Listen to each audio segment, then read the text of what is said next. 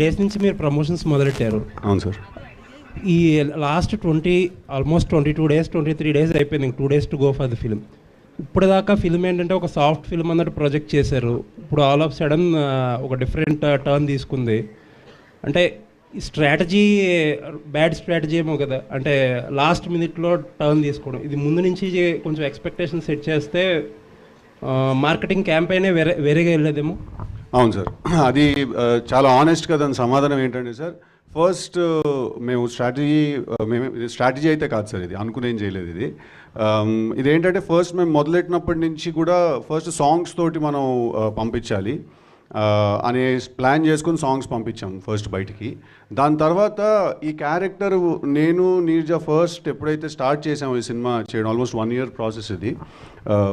Did you want to say something? Okay. ఈ character ఏంటంటే in the process of making this film చాలా evolution జరిగిందండి.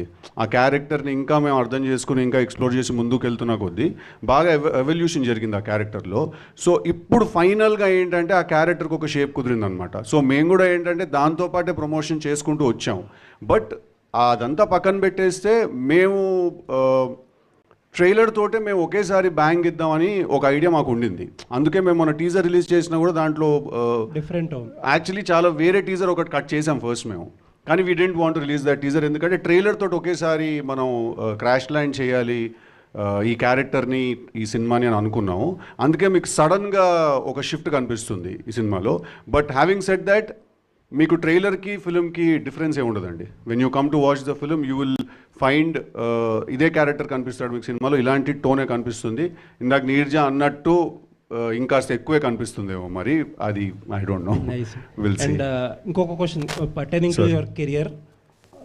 ఈ దివాళీకి 4 సినిమాలు రిలీజ్ ఉన్నాయి. అవునండి. యూజువల్లీ సిద్ధు అనేవాడు బిగ్గా థ్రెట్ అవ్వాలి ఈ సినిమా ఈ కాంపిటీషన్లో. అవునండి. అంటే no disrespect to anyone, but ఈవేళ రేపు ఫిల్మ్స్ ఎలా అయిపోయినాయి అంటే ఫిల్మ్ స్టార్స్ కెరియర్స్ ఎలా అయిపోయినాయి అంటే ఒక్క film is making that whole difference.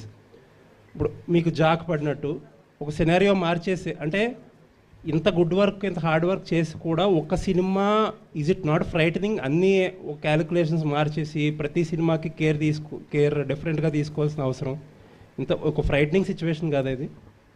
అంటే if it's not frightening then it is not rewarding also sir.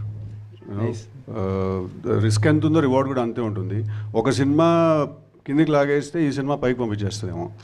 All the best అండి, ఆ పైన చూడాలని కోరుకుంటున్నాను. Thank you. You always been supportive అండి. ఐ రిమెంబర్ మీరు జాక్ అయిన తర్వాత కూడా you had called me and we spoke and you told me you guys have to know this that.